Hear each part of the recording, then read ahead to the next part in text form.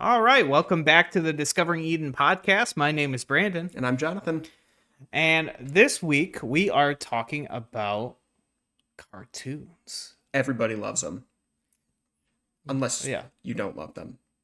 which condolences. Rest in peace. I I was gonna say like moment of silence, but I guess rest in peace. Well, rest. Well, yeah. Who knows?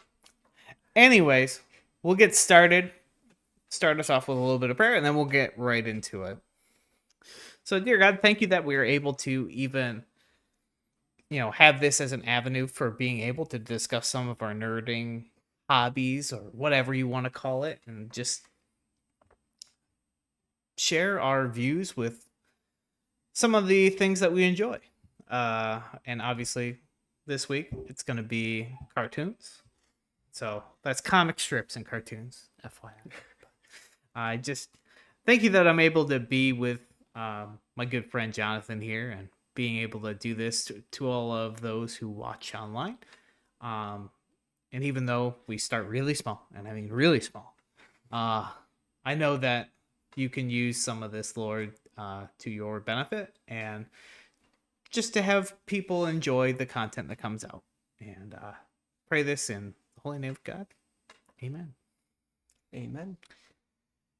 Now, cartoons. Oh, I'll get to the bumper. Oh, we're not there yet. We ain't either. I mean, we'll get there soon. Oh no, buddy. Now, one of the things that we'll start with, and I think we're gonna start with actual comic strips, because kind of when I was kind of thinking of this, because we're kind of in the period of we're going through cartoons, anime, and manga. So I thought it'd be interesting kind of to tie in all three, that we start with the cartoon aspect. So obviously we'll be looking at a little bit of both because it covers a little bit of both, but go from the comic to go to the manga to go to the anime, just as a general kind of stream into it. Or we could even go cartoon, anime, manga, because we'll go into books next. So maybe we'll actually probably go that route because that makes more sense. Anyways, I digress. We will get into the bumper and then we'll get right into it. Skadoosh.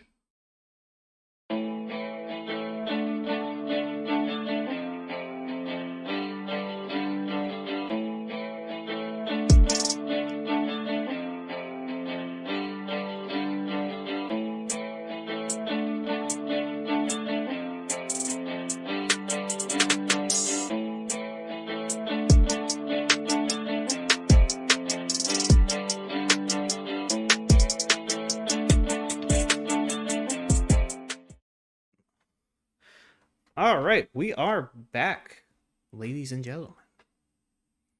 And now we will talk about Peanuts. Everybody loves it. One of the most famous Sunday comic strips of all time in the newspaper. And for those of you who don't know, Peanuts, Charlie everybody Brown. knows Charlie Brown. Good old Charlie Brown. Good old Chuck. Good old Chuck. And something that I found interesting, especially kind of looking into it, because I knew I wanted to reference the Peanuts in some way, just because of how popular it is. I mean, It's still popular today. yeah, it's still popular even after the author's death. And something that I've always found fascinating, like who's like a mascot of like Cedar Point and like Michigan's Adventure, like different things that we know as like amusement parks. Well, it's like Snoopy and Woodstock. yeah, all that stuff from the Peanuts. And it's just like, how did it influence that much just with what they have? And it's fascinating.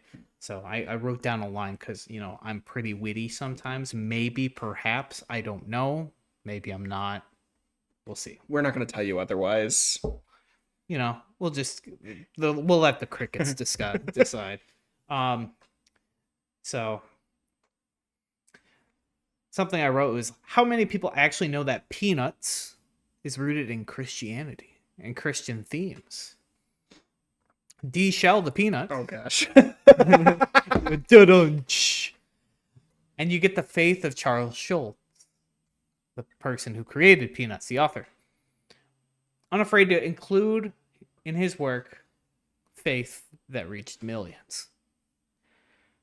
Which, I mean, I think it's underrated how much of an impact this had for, like, in the spirituality sense.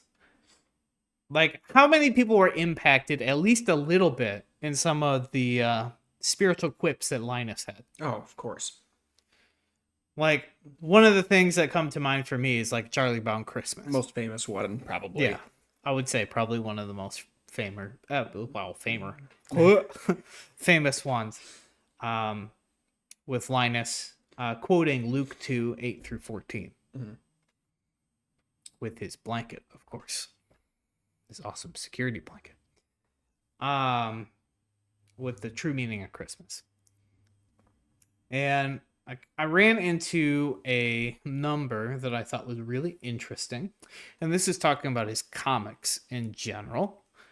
So according to The Atlantic, more than 560 of Schultz's nearly 17,800 Peanuts newspaper strips contain a religious, spiritual, or theological reference, which is interesting. And to put that into perspective, Schultz only produced 61 strips featuring the famous scene where Lucy pulls the football away from Charlie Brown as he tries to kick it. So, typically, when we think of Charlie Brown, that's what we think of. That appears 61 times in the course of the 17,800.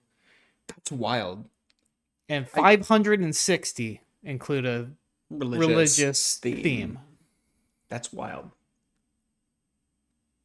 Particularly later in his career, the religious references came so frequently that pastors and religious publications regularly requested permission to reprint Peanut strips, which the author almost always granted. Which, that to me is, it's like, whoa. And obviously, when you look at it, 560 out of 17,800, oh, you don't think, oh, that's not that big a deal. But then you get to the movies and the different things that came out. So, like Charlie Brown Christmas, for example, that's not included in that. But there's obviously a push toward that narrative. And, I mean, I have some actual strips on my phone that I'm reading off of right now for my notes. And I'll just give you some of them. I wish I did a little bit more research into where it was found exactly. I did that with the later ones. I didn't do these with the first two because I found them off of Google Images. So there you go. I guess laziness at its finest. I don't. Whatever. Lack of time. Let's call it what it is. Okay, yeah, lack of time. But I care. I care. I want to put out good stuff for you guys. All right. So one of them that I found was pretty fitting for, considering it's raining outside, hence why we're inside. So it's raining in the comic. So, and this is between Linus and Lucy. So Lucy goes, boy, look at it rain. What if it floods the whole world? Linus goes, it will never do that. In the 9th chapter of Genesis, God promised Noah that would never happen again, and the sign of the promise is the rainbow. Lucy, you've taken a great load off my mind. Linus replies, sound theology has a good way of doing it.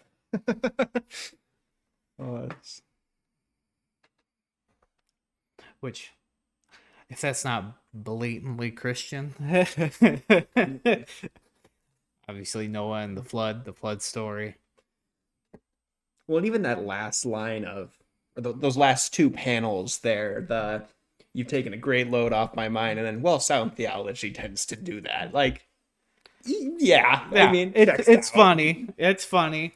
I mean, maybe some people wouldn't necessarily get like that sort of humor as much, but I Well, find it it's not funny. even the humor in it, but it's that underpinning of there's truth to that statement Yeah. right there. And one that this one's just objectively funny. Oh And this no. is between Charlie Brown and Snoopy. You know, obviously Snoopy doesn't actually speak, but he has thought bubbles, and then Passions and yeah. So Charlie Brown goes, "I hear you're writing a book on theology. I hope you have a good title." Snoopy thinks in his mind, "I have a perfect title." The title being, "Has it ever occurred to you that you might be wrong?" Which I think it's funny because I feel like there's a lot of people that kind of have that mentality. And it's like everybody's like, what if you're wrong? Like you get that comment or you get that retort in just about anything that you go into, thinking that, oh, you're the quote unquote expert in a certain field or whatever. And it's like, what if you're actually wrong? Like, I'm not saying that just from others' perspectives or whatever, but like even different professionals going at each other, basically just saying they're wrong.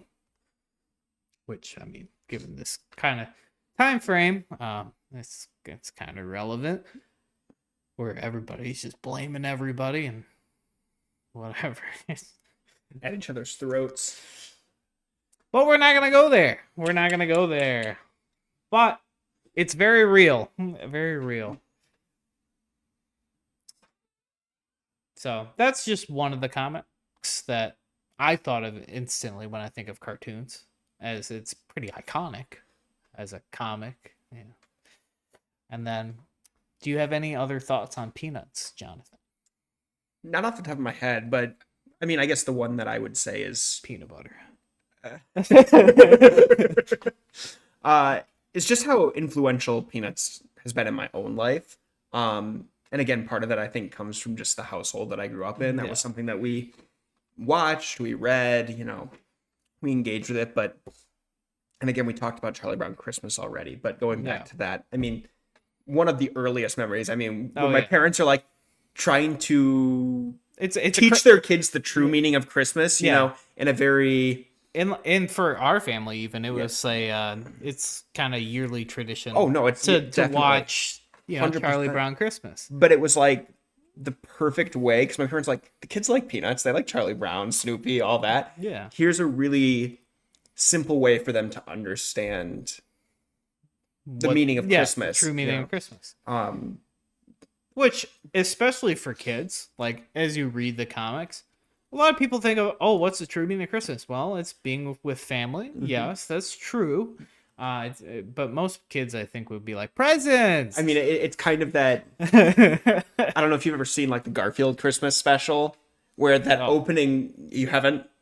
Maybe not. Well, the opening scene is Garfield, he's dreaming, and he gets this present from John, where it's basically this gift-giving machine where whatever he thinks he gets. And he's like, well, that's the true meaning of Christmas, whatever. And obviously, by the end of the cartoon, he's comes to a different conclusion, but it's funny. I mean, that's what most kids think about. It's obviously what Garfield initially thought about. Just to tie into what you said. Yeah. Yeah, and then another one that was kind of, I wouldn't say like influential, but I thought it was funny, especially kind of growing up, was Calvin and Hobbes. The Boy and His Tiger. And I didn't mention this about the Peanuts earlier. I meant to. Peanuts, the comic series itself, ran from 1950 to 2000. And 2000 being the time of the author's death. Yeah. But it's still relevant today as... Pretty relevant still, I would say. 100%. Movies are still coming out about it and all that kind of stuff. What was it, the Peanuts movie? When did that come out? It was only a couple years ago. 2015, I think. 2015, yeah. It's not...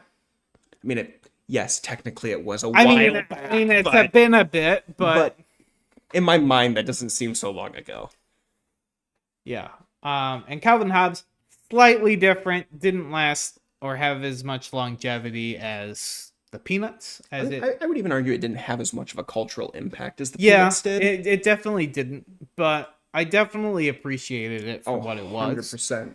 And I think there was definitely a big underlying story or theme that ran throughout Calvin and Hobbes, being between Calvin and Hobbes. With kind of I mean, you can go into like the different psychology of the All these child's different, mind, theories different, that have all definitely that, popped all up. that kind of stuff. Very interesting. And this is a comic series that ran from 1985 to 1995, so only 10 years. It was only around a decade for. Way shorter than I thought. Yeah, you would think it would be longer, but it's not. 10 years. Which, I mean, it's still a lot. It's a lot longer than I feel like I could even do, No kidding. given my artistic ability. Is it Stickmen? Hey, you know what? Stickmen, they serve their purpose. It maybe not so much for a comic strip. Regardless. I know growing up, I've always liked the Calvin and Hobbes comics, especially because they were so deep, even if they didn't seem at first glance deep. Oh, yeah, no. Like, one of the ones, like some of the things that stood out to me, like, is the inner workings of Calvin's subconscious. How old is he in the comic? 6? I think 6. Yeah. Yeah. I mean, this is one deep 6-year-old. Yeah. Or like, and I think this kind of stood out to me the most, is like Calvin not having many friends. Yeah. Well, yeah, I mean, his only true friend is a stuffed tiger that he's imaginary imagining. friend or whatever you want to. So, especially given the circumstances that we see today with like all this, I want to say like social anxiety, social, I don't know how to put it without like getting flagged or something like that on YouTube. But like you see a lot of this tension in society. People not knowing how to interact with one another even, and especially face to face. A lot of people do it with these things. Phones or on social media. And just looking at it from a perspective of like a 7, technically it's whatever the author's age in a 6-year-old body. Yeah. Which, I mean, it's kind of weird in and of itself, but great in a way. Yikes. Makes for some interesting stuff. But just to see the whole wrestling of all that and the inner workings. Obviously, that's just interpreting different things on a whole nother level. But I always like looking at stuff. Obviously, I don't know what the author's intent or anything was. I had never asked the guy myself, but... Well, and even Bill Watterson's the author, right? Yeah. I'm getting that name right. Unlike, Charles Schultz, who... He put himself in his work with Charlie Brown. Bill Watterson, I feel like... And again, I could be completely wrong on this.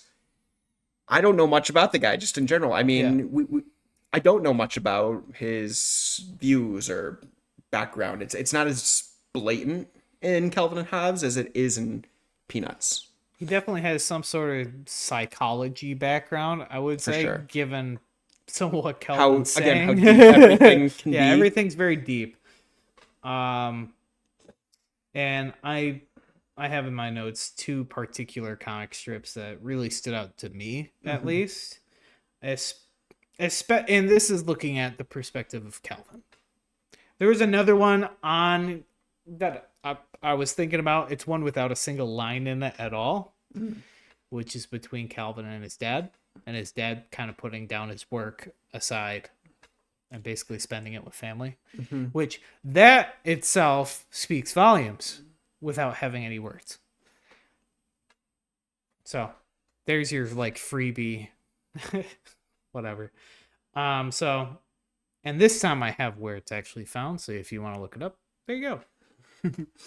So the first one that stood out to me is the Baby Raccoon story.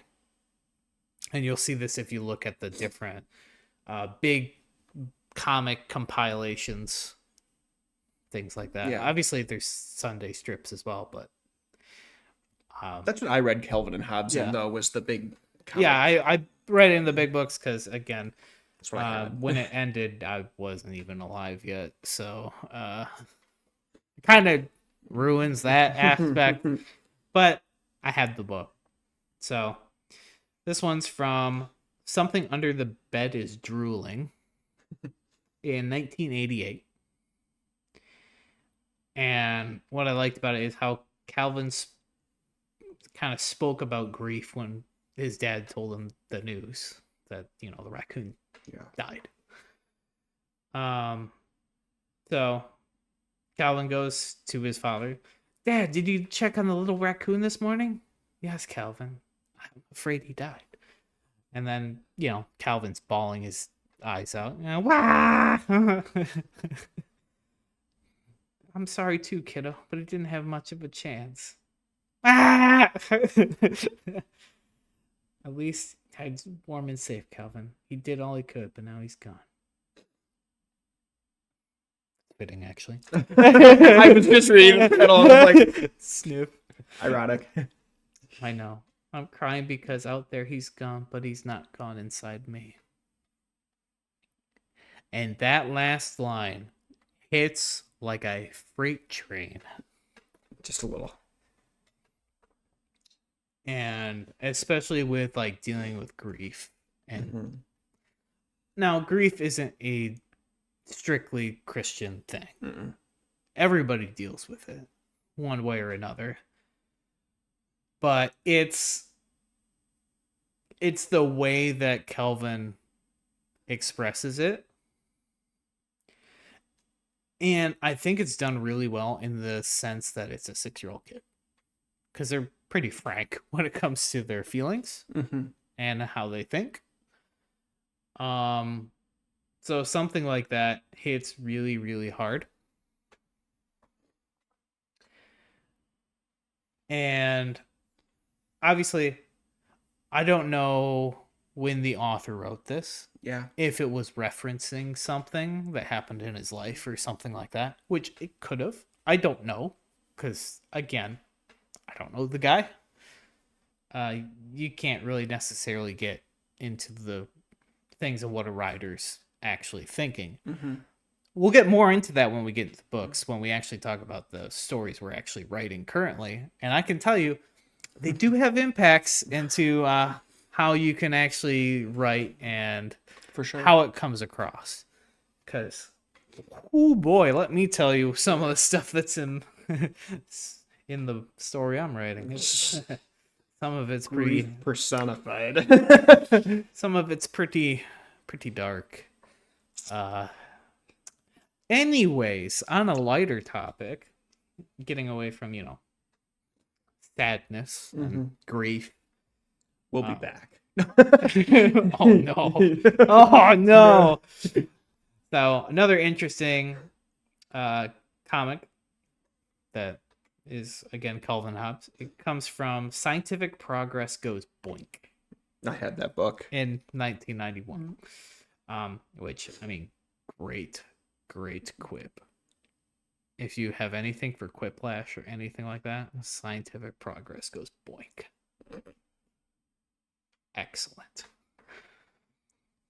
And even within this strip, I thought it was kind of funny. And it, again, taking this from like a Christian point of view as well, the first thing I noticed was Doubting Thomas's in the strip. And Doubting Thomas refers to Thomas in the Bible, you know, doubting, you know, if Jesus, the resurrection, you almost. know, he's like, fine, touch my, like, put your hand in my side where I was, you know, pierced. So that whole story itself comes from Christianity. Not saying that Watterson was Christian by any standard, but the fact that this phrase existed means that people at least knew one way or another so if people didn't know where this phrase originated, now you do. But Yeah, so it's a Bible reference, whether it's intentional or not. I don't think it was intentional, but it's there nonetheless. Um, Obviously, and then for why I chose it, I like Calvin's creativity and just where his mind goes, and especially with his cardboard creations and the transmortifier and all that fun jazz. Just and it showed, I think, Watterson's creativity Yeah. and being able to just express it in whatever way. Um, and I think this particular one is deeper than it seems at first glance. With Hobbes' commentary, especially.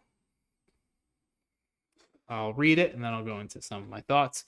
Obviously, again, these are my thoughts, not necessarily what the author intended, but it gets you thinking, which I like. I like being able to think about different things. So I'll go into the comic. So between Calvin and Hobbes, and then Calvin 2.0 in there, as you'll find out. All right. So Calvin goes into his cardboard box. Okay, Hobbes, press the button and duplicate me. Hobbes, are you sure this is a good idea? Calvin goes, Brother, you doubting Thomases get in the way of more scientific advances with your stupid ethical questions. This is a brilliant idea. Hit the button, will ya? Hobbes, well, I hate to be accused of inhibiting scientific progress. Here you go. Pushes the button. Boink. Hobbes goes, scientific progress goes boink. Calvin 1 and Calvin 2, we'll call them because they're in the box. It worked! It worked! I'm a genius! No, you're not, you liar! I invented this! That's the end of The strip. So yeah, it's because when I think about Hobbes, it's kind of like Calvin's inner consciousness. Yeah. And saying, are you sure this is a good idea? And Hobbes also coming from an outsider perspective, especially being the imaginary friend, saying, I don't know if I need two of you. It's almost like the little angel. Yeah. Are you sure this is a smart idea?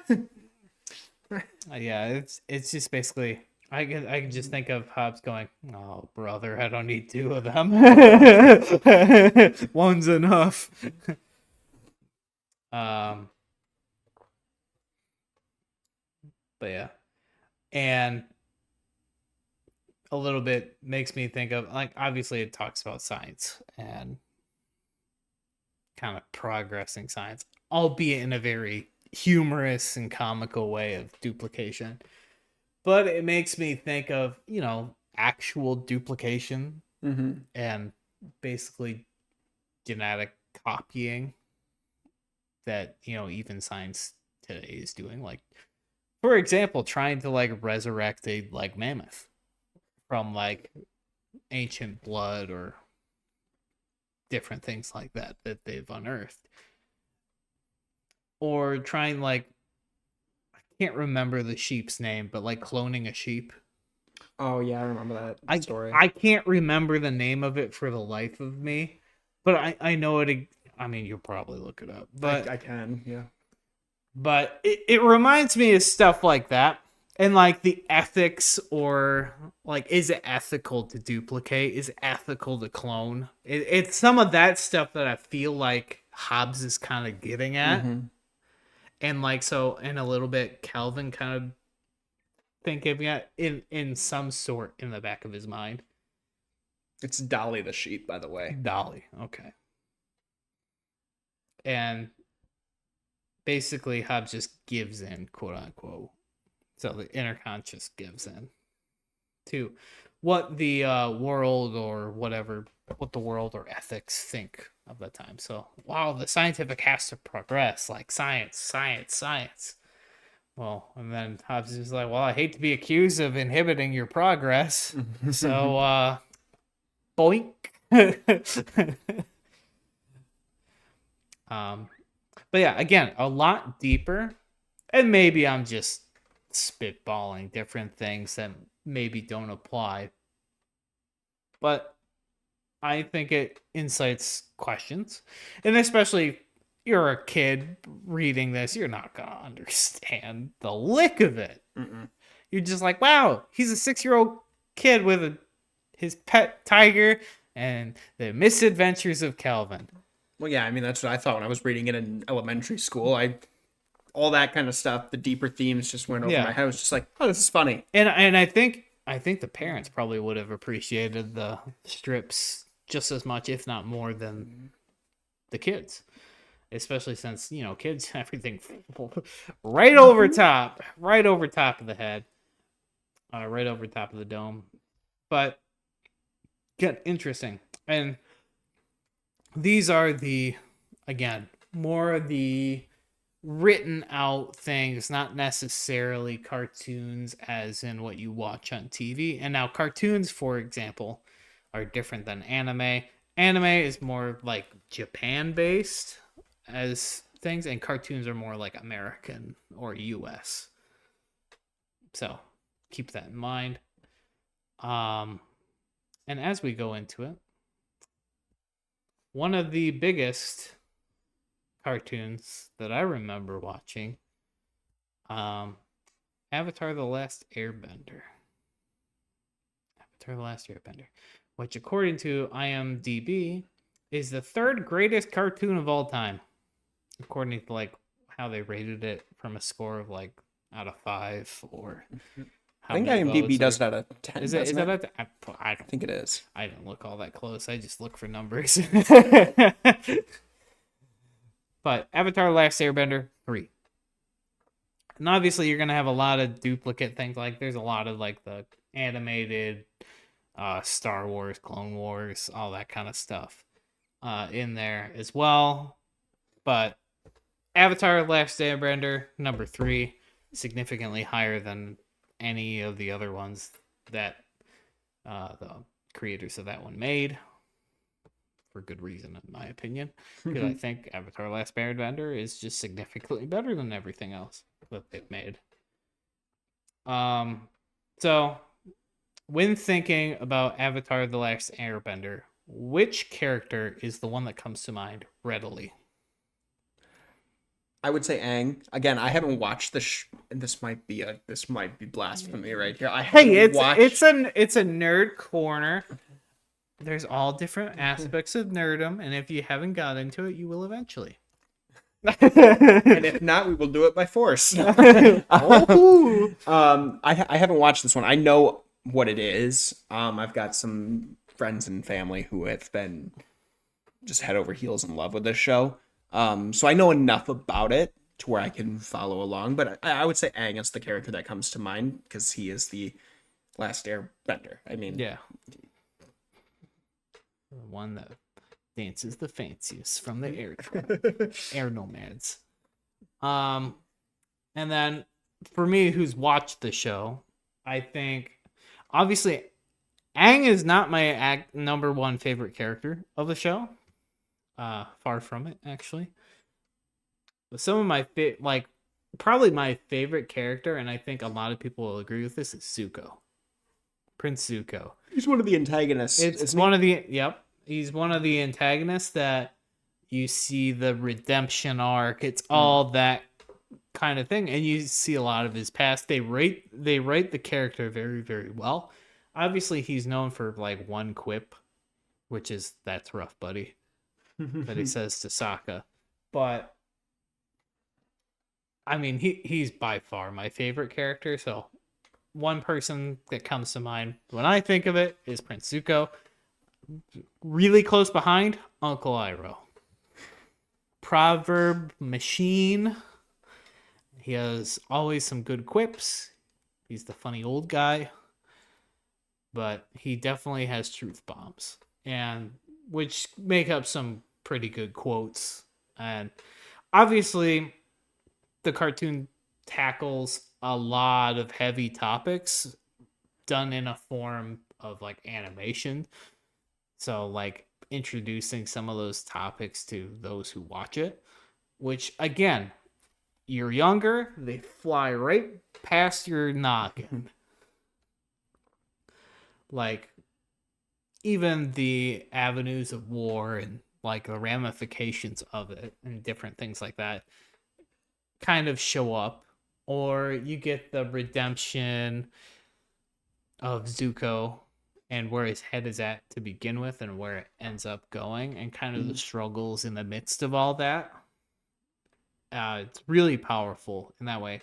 Again, going back to like kind of the hero narrative, even though he's not the quote unquote hero of the story, technically he's Aang, but because he's not an anti-hero, he is an antagonist that turns into an ally,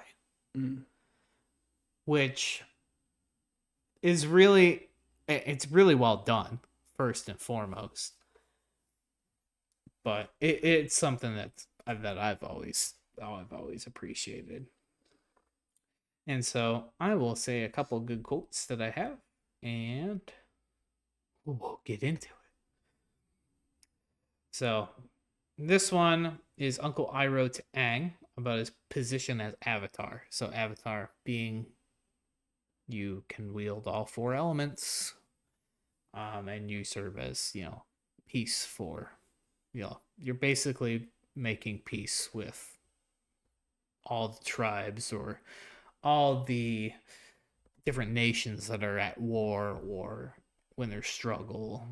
Basically, you're the peacekeeper, whether that's using force, being peaceful about it, different things like that. So there's philosophy in that as well. So this is what Uncle Iroh says to Aang in season 2, episode 20, Crossroads of Destiny.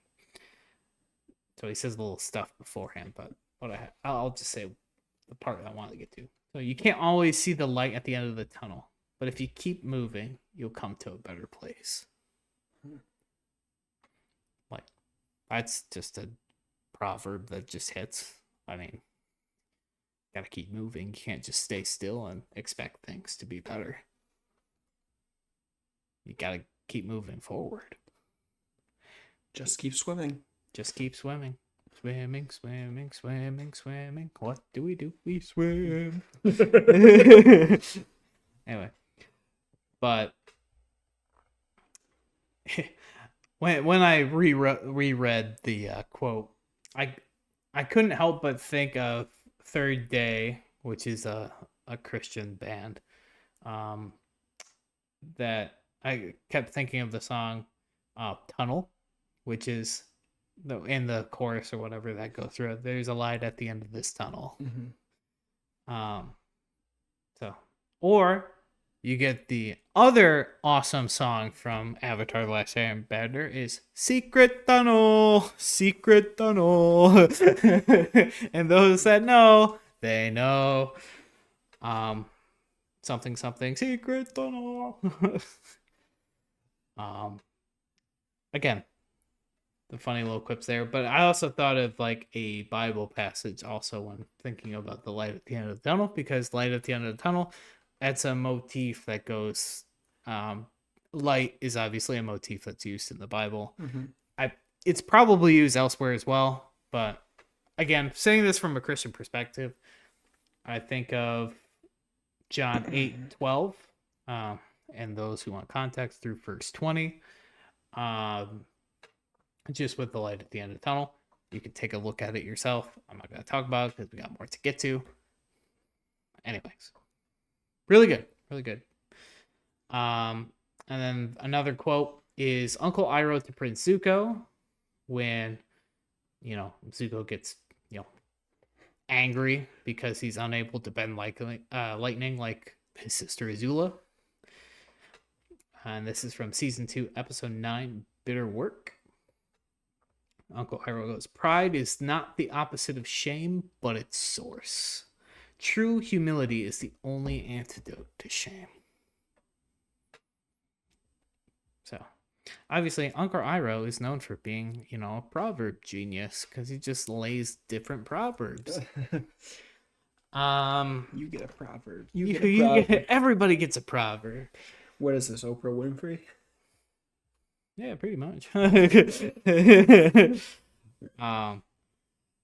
Again, another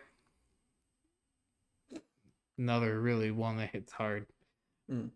And another one, this one's Aang to Katara when Katara confronts the raider who stormed into her tribe with other troops, and the one that killed her mother. Mm. This is from season 3, episode 16, The Southern Raiders. And it's this: it's easy to do nothing, it's hard to forgive. And particularly when I thought of this, it reminded me of stories of like World War II. Mm. And the people who, went through the concentration camps and stuff like that. And, that went through all that and yet still forgave the German soldiers who kind of were the source of their suffering.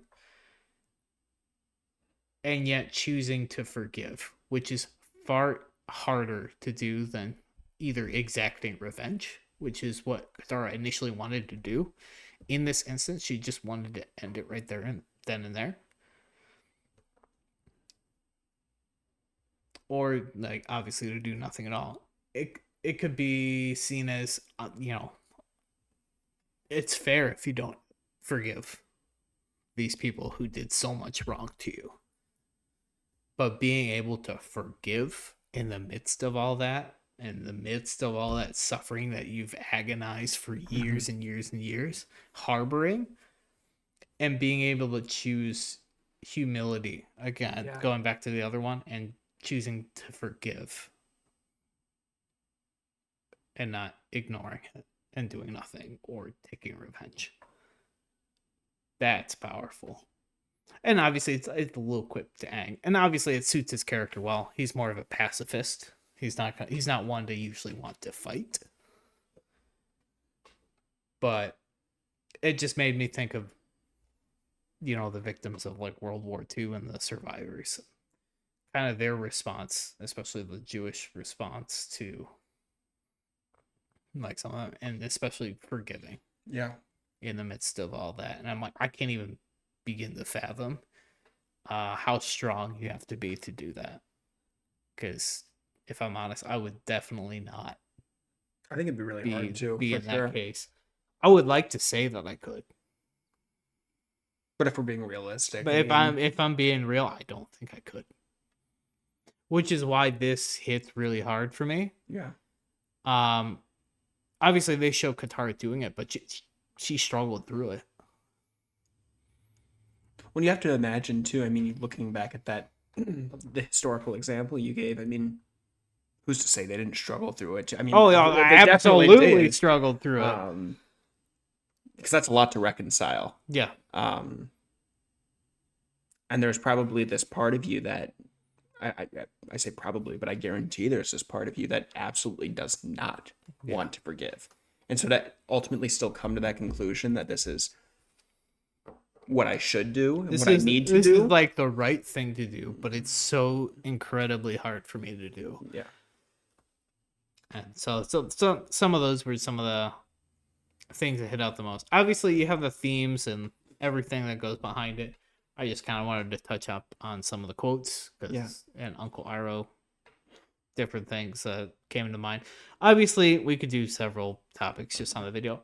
And maybe if you guys want, comment down below. If you want this, we could do a reaction to Avatar: The Last Airbender. I've already seen it, so I'll basically be watching him react. But that'd be fun in and of itself. So if you guys are interested in seeing that, I can see what I can do and trying to get that going.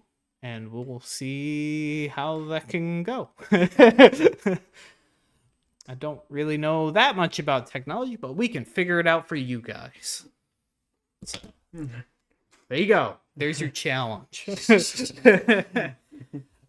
Now, I believe you wanted to talk about garden or the... Wow, I butchered it. Yeah, so... Over the Garden Wall.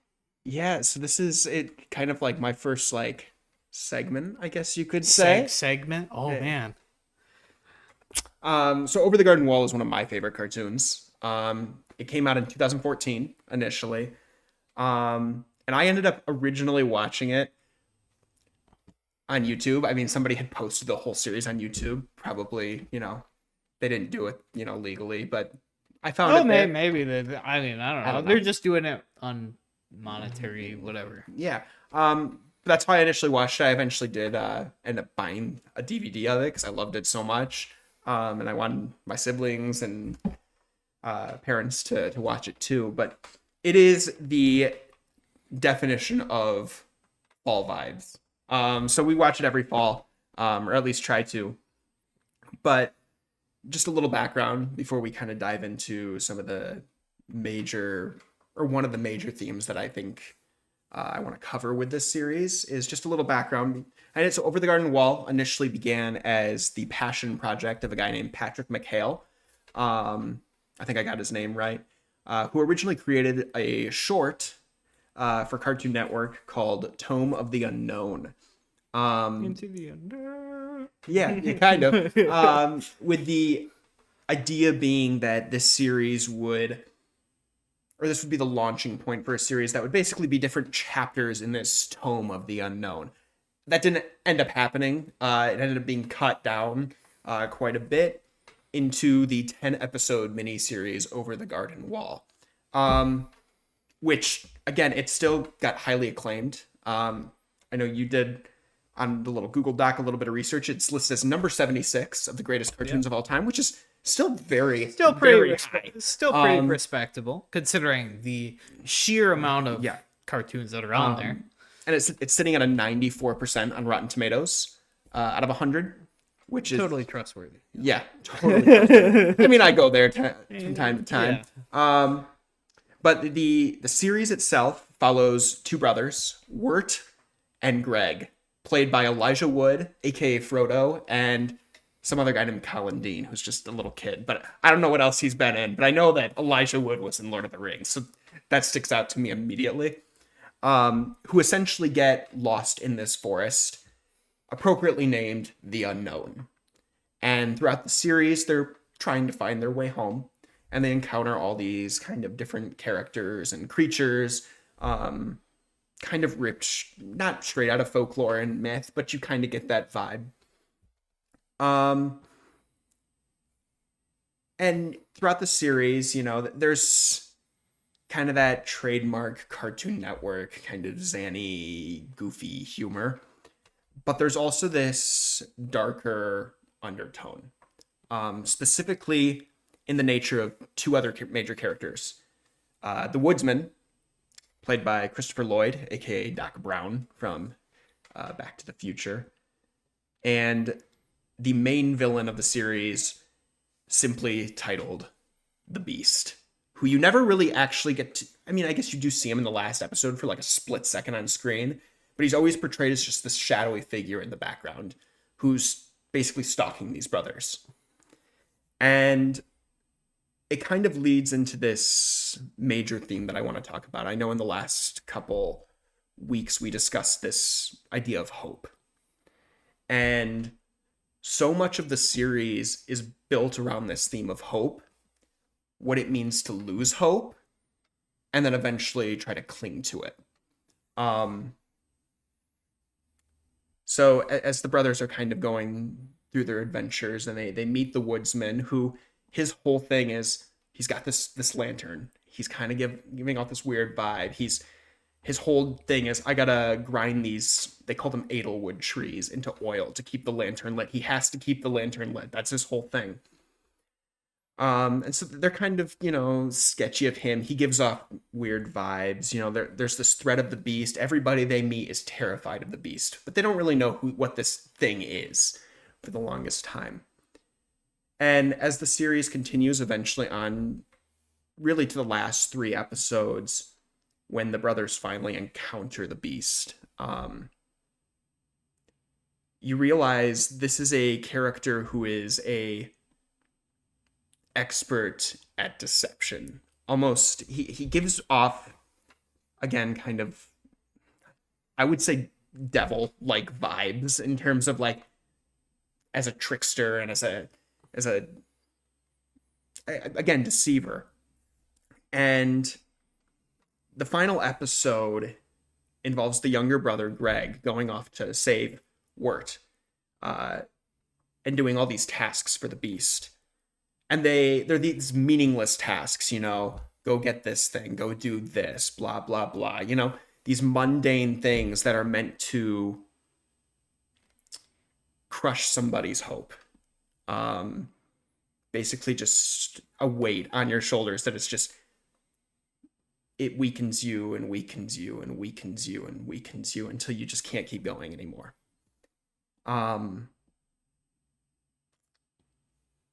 so when Wirt eventually finds Greg again, kind of recovers from what he's struggling with, he goes off to find Greg, and he finds that Greg is being turned into an edelwood tree. So these trees are people who have lost their hope in the unknown. Long story short, obviously the woodsman has been using the lanterns to fuel the lantern.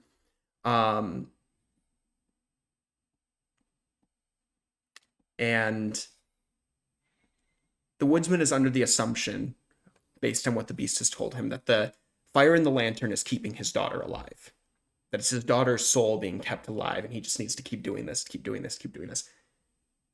In the end, you learn that the beast is drawing off of the lost hope of all these people because it's his life force that's in the lantern. It's not the woodsman's daughter. He's been lying this entire time, and you get this really powerful image at the end where the brothers finally escape and the woodsman blows up the lantern.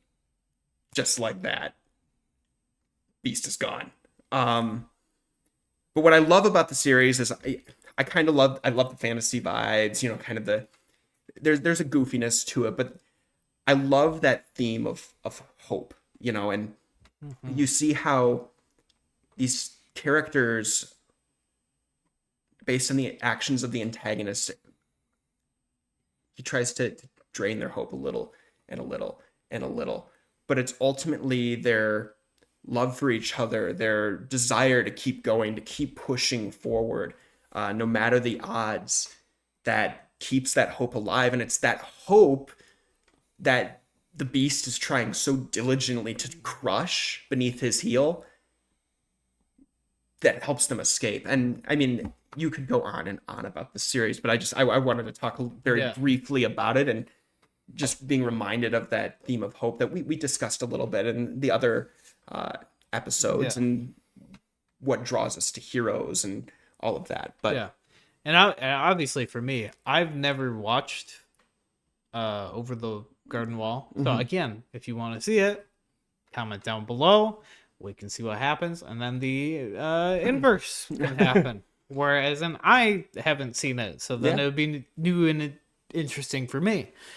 And especially looking at it, it's very apparent, like the hope aspect, or at least that's what you're alluding to, or everything like that. Well, and again, that's a very it's a basic walkthrough that is big theme. Skipping. I was skipping around, all the episodes. And, like an underlying. This is the underlying theme of the show. But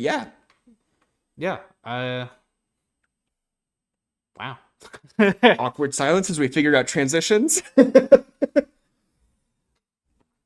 And I know for me growing up, like cartoons was something that we didn't really get into all that frequently, at least when I was a kid, because my parents didn't necessarily let me do like the Sunday morning cartoons or anything like that. So I got into them a little bit later in life.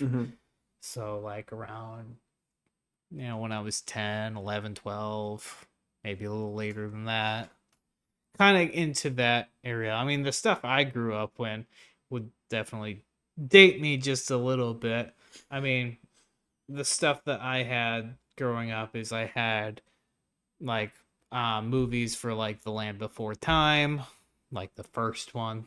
Yeah, but I mean, who hasn't seen different those? Things like that, or the TV shows that I was able to watch. So like your Dragon Tales, your everything. Obviously, you have Barney, Dora, different things like that. But they've been on for whatever. I don't even know if Barney's still going, actually. I couldn't tell you. Maybe it's not, but like Blue's Clues being one of them, or like different things like that. Yeah, just a whole bunch of different things. I like Zaboomafoo. Zaboomafoo was great. No idea what that is. That sounds like gibberish to For me. those who know, you know. But Zaboom, maybe you know the Krat brothers. I do know the Crab Brothers. Okay. They were first on Zaboomafoo. Gotcha. Zaboomafoo was around until the lemur that they used as their mascot passed away. Okay. Gotcha. But that got me into like science, animals, different things like that.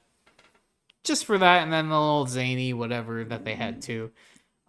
Those are the kind of things that I watched growing up, and obviously, if we were to watch any kind of cartoon or things like that, like my parents would go to like Veggie Tales. Sure.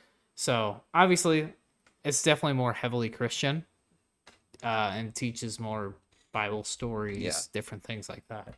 So anybody who isn't Christian may not really know of Veggie Tales all that much, but like I don't know. I feel like Veggie Tales. I mean, a lot of the people I've talked to, they at least know what it is. okay, Um, like Bob the Tomato, Bob Larry the Tomato, the Larry the Cucumber. Cucumber. You know, they know what it is. Maybe they haven't watched Silly it, songs with you know. Larry.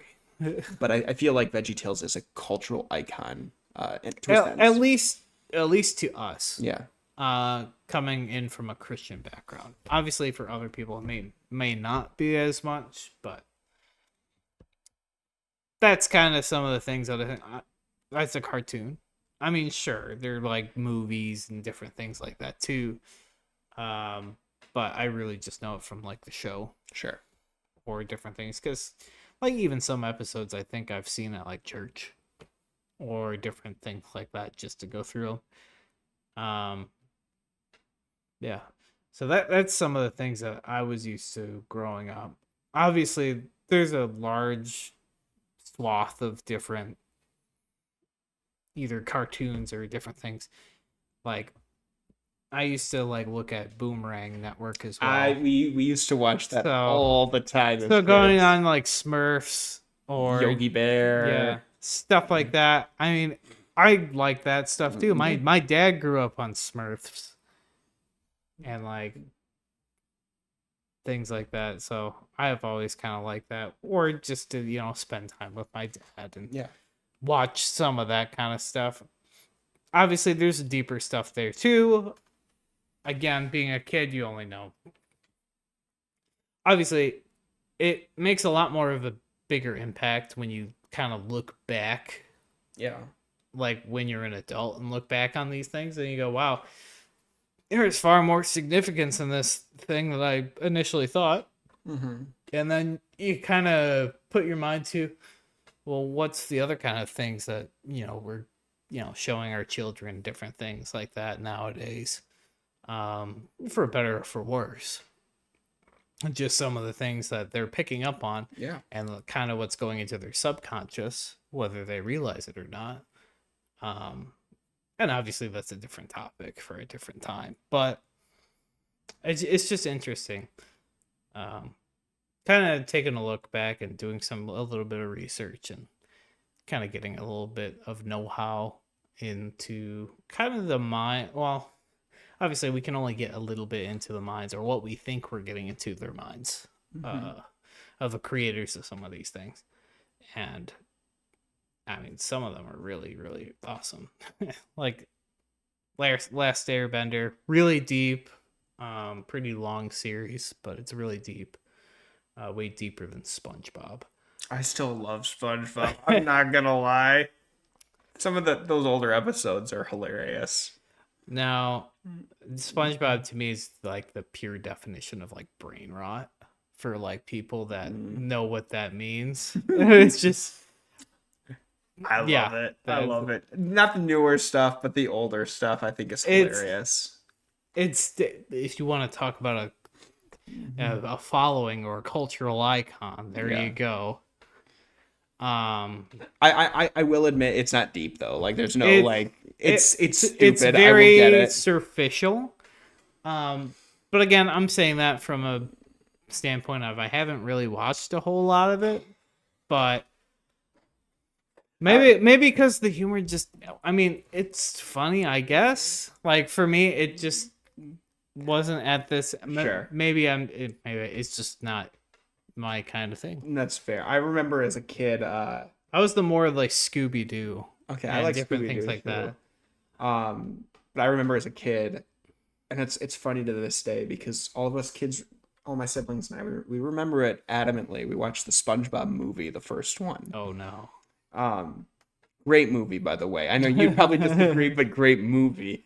But I don't know if remember my mom. I don't know if I'm thinking of the right one or not, but It's the one where they have to go get the crown for is King it Neptune back before is it he. is it the one that they go on land or is that a different Nope, one? that's a different one. Okay, because I Yep. was saying the one they go on land. No, that's not a good movie at all. No, this is the first one. It was, I want to say, like early 2000s movie. But watching it as a kid, we all remember adamantly my mom laughing so hard she was in tears. As somebody who claims she doesn't enjoy SpongeBob, she denies that she enjoys that movie to this day. But every time we've rewatched it, we recall her laughing until she cries consistently. And then she immediately turns around and that didn't happen. That didn't happen. That didn't happen. Revisionist history, maybe. Blotting it out. But I don't know. I think it's funny. But Yeah. So this is obviously very short list of different cartoons and comics that stood out. Obviously, there's a lot more. Obviously, we can go with like Garfield or different things like that.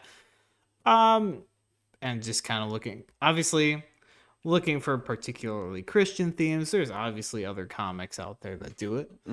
I just wanted to hit on one of the ones that is more well known in the Peanuts. yeah. Whether you see it as the Peanuts or as in Charlie Brown. Obviously, one of the ones that had really good impact, character wise for me, is Linus. I want to say it's probably one of Charlie Brown's closest friends. Yeah. If not his closest, besides maybe Yeah. Snoopy. Well, that's his dog. Yeah. Man's best friend, right? Oh yeah, exactly. No, it's Woodstock actually. Okay. Yeah, just a lot of lovable characters in it, and the fact that they're still kind of relevant today, even after 50 years of going, I think speaks volumes to some of the things that Schultz wrote. And yeah.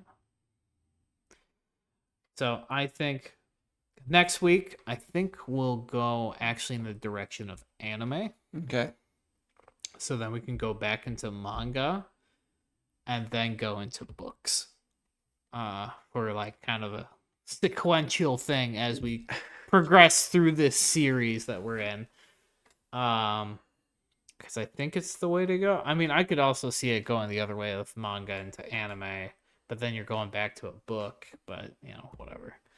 We'll figure it out. We'll figure it out. It'll probably be anime next. Because we kind of touched on the animation aspect. But we also talked about the other aspect as well. And like, It could go either way. It could go either way. It'll keep you on your toes. Yeah. You'll see when we post it next week or whenever we get to it. Hopefully next week. Should be next week. Unless, somebody dies, but Oh no, don't talk about that. There's no ladder or anything, right? No black cat, no nothing. All right. So I think that'll be it for this video. Thank you again for watching. Share with people who you think would enjoy this kind of content. And we will see you guys on the flippity flop. Flip flop. We'll see you on the flip flop.